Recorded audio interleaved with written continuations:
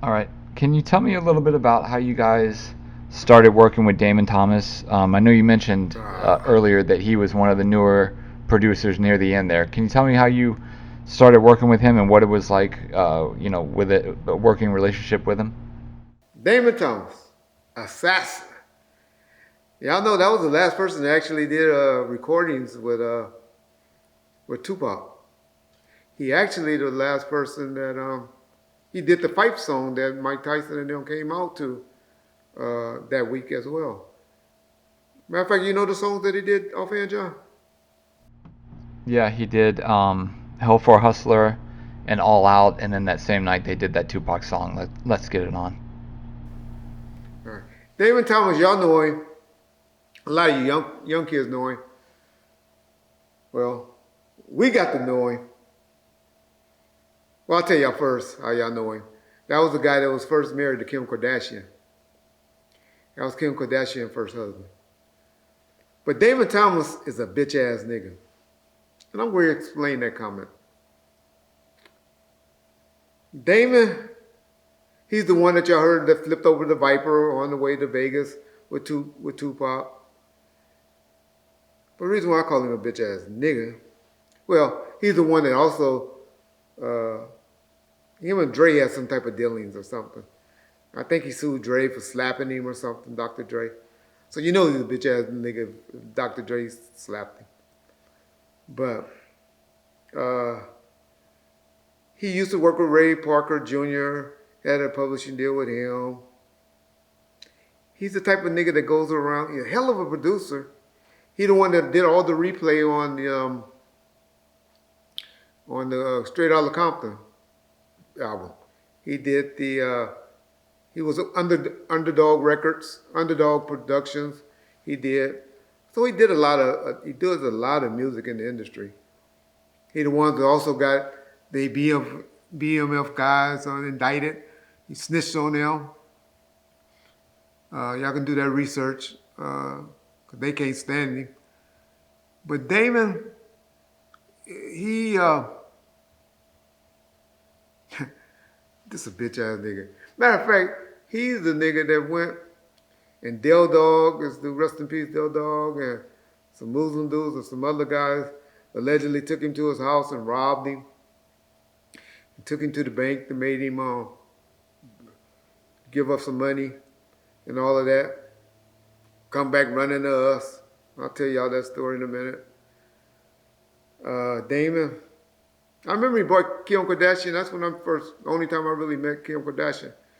She came up to the prison and rolled in the car with us because he was messing with Kim at the time. And they went to the prison and came up to the prison and rolled up in the car with us. She was very pretty then, very attractive lady. But she was cool, laid back, and they were riding and went up to the prison to visit. I remember Shalay was so jealous about her because she knew Kim was a gold digger. She was like, why, why she want to be with that bitch? I mean, Damon, she's trying to get to you, shit. I don't trust her. Reggie, don't you ever bring her inside this prison? I was like, she ain't trying. That's Damon woman, you know. With I remember her saying, "Oh, now that woman's a snake. She ain't no good. She a gold digger." And I was like, whatever. But this is before Kim had blew up. I don't even think she was hanging with Parrish yet. And so, yeah, that's Kim Kardashian. But anyway, so Damon is the guy that went to court and testified on Dildo, tried to get him struck out, and came running to us for protection. I ended up putting some security on him. But this is why I really can't stand that nigga. So he's the guy that I told y'all about where him and Babyface did a song on Danny Boy on the Gridlock album. I think it was Gridlock. And to be honest, his song, people were feeling better than Babyface. And Kenny was like, damn.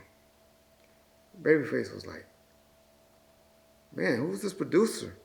So he went over there, yeah, I'm not signed to Death Row. I ain't this, I ain't that. And went and tricked Kenny and started working with Babyface. And so I'm like, wait a minute, Kenny. How you messing with baby? Like he told us he don't have no deal with y'all. He not signing y'all. Like Babyface, that ain't true. But we'll deal with him. But y'all can keep him. Well, he owes some money and we're gonna deal with him. And he was like, yeah, whatever, Red. So this happened while Suge was in jail. And so now Suge came home. And this was I'm back hanging around County, like 2005 or 6. And back and forth, Damon was doing stuff. We was making him do stuff. He was the producer I always tell y'all about that I made do stuff. 99, Myron. It's like, nigga, you gonna work. You gonna give us 10 songs and you gonna produce these songs and you ain't getting none of the money on it.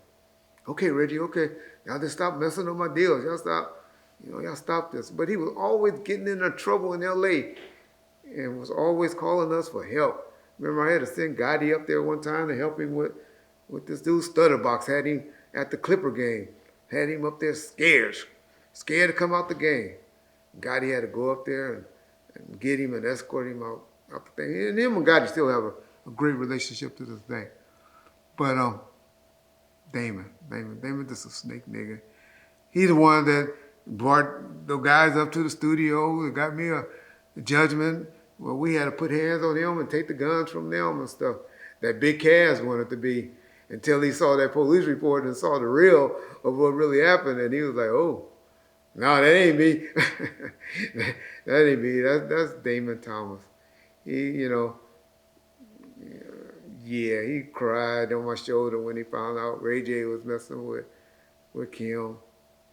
Then Ray J cried on my shoulders when he found out Nick Cannon was fucking Kim. And they all was crying over that Kim boy. That Kim must be a bad chick. Because now we see Kanye crying over. So, man. But anyway. But Damon, like I said, snitched on the BMF dudes, tried to get Del Dog put in prison. Just a bitch ass nigga. But yeah, he was the last one to record with Tupac. I think like last 2 or 3 songs. And that's Damon Thomas, the assassin, bitch ass nigga in my mind.